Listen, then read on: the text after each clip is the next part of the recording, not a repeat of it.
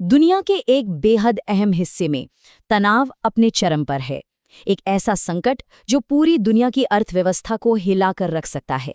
तो चलिए आज हॉर्मुज़ स्ट्रेट के इसी संकट को और इस पर दुनिया की जो अलग अलग राय है उसे समझते हैं। ये जो तस्वीर दिख रही है ये सिर्फ एक समुद्री रास्ता नहीं है, इसे आप दुनिया की आर्थिक जीवन रेखा कह सकते हैं। अगर इस रास्ते में कोई रुकावट आती है तो इसका मतलब है कि पूरी ग्लोबल इकॉनमी थम सी जाएगी। तो चलिए अब इस मामले की तह तक चलते हैं। सबसे पहले ये समझना जरूरी है कि आखिर ये जगह इतनी खास क्यों है और यहाँ दांव पर लगा क्या है। असल में ये एक ग्लोबल चोक पॉइंट है। हॉर्मुज़ स्ट्रेट ये दुनिया का सबसे जरूरी तेल मार्ग है। दुनिया भर का एक बहुत बड़ा हिस्सा तेल का यहीं से गुजरता है। अब आप सोचिए, इस पतले से रास्ते में जरा सी भी हलचल हुई तो पूरी दुनिया में तेल की कीमतों और सप्लाई पर कितना बड़ा असर पड़ेगा। तो जब तनाव इतना बढ़ा तो एक समाधान सामने रखा गया, एक ऐसा कदम जिसका मकसद था इस अहम रास्ते को सुरक्षित रखना। और ये समाधान था एक गठबंधन बनाने की पुकार।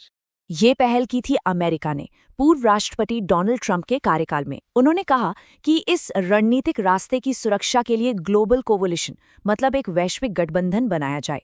मकसद बिल्कुल साफ था, सब मिलकर इस आर्थिक जीवन रेखा की हिफाजत करें। लेकिन अमेरिका की इस पुकार पर दुनिया का जो रिएक्शन आया ना, वो बड़ा हैरान करने वाला था। समर्थन तो दूर की बात है, जो सुनाई दिया वो था ना का एक कोरस, एक के बाद एक, सिर्फ इनकार। सबसे पहले देखिए इटली, उन्होंने सीधा सीधा मना कर दिया। जवाब बिल्कुल साफ था, रिजेक्ट। इस मिशन में शामिल होने का कोई सवाल ही नहीं। फिर बारी आई स्पेन की, उन्होंने भी यही रास्ता चुना। अमेरिका के नेतृत्व वाले इस गठबंधन का हिस्सा बनने से साफ इनकार कर दिया। इस लिस्ट में अगला नाम था जापान का। उनका संदेश भी एकदम क्लियर था, एक साफ नहीं, वो इस मिलिट्री गठबंधन में शामिल नहीं होंगे। हैरानी और बढ़ गई जब अमेरिका के इतने करीबी सहयोगी और पड़ोसी कनाडा ने भी इस प्रस्ताव को सिरे से खारिज कर दिया। गठबंधन बनाने की उम्मीदों को ये एक और बड़ा झटका था।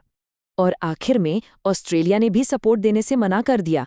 अमेरिका के इतने बड़े बड़े सहयोगियों की तरफ से जब लगातार ना सुनने को मिली तो एक बड़ा सवाल खड़ा हो गया, आखिर ऐसा हो क्यों रहा है।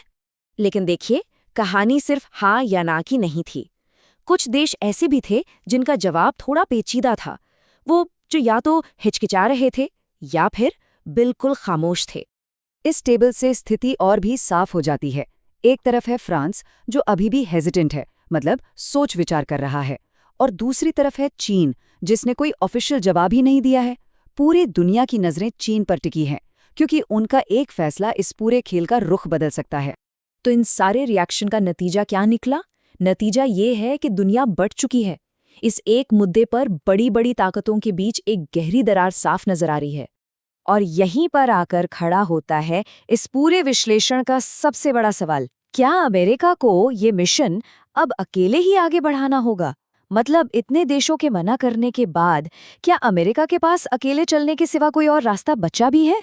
और ये सवाल इतना जरूरी इसलिए है क्योंकि जैसा कि यहाँ लिखा है, हॉर्मुज़ स्ट्रेट सिर्फ एक समुद्री रास्ता नहीं है, ये दुनिया की आर्थिक जीवन रेखा है। दांव पर इतना कुछ लगा है कि इस मुद्दे को नजरअंदाज करना किसी के लिए भी मुमकिन नहीं है। तो आने वाले वक्त में हमें क्या देखने को मिलेगा? क्या इस संकट पर दुनिया एक साथ आएगी या फिर सियासी तनाव और भी ज्यादा बढ़ जाएगा? ये कहानी अभी खत्म नहीं हुई है और इसका अगला चैप्टर ही वैश्विक राजनीति की दिशा तय करेगा।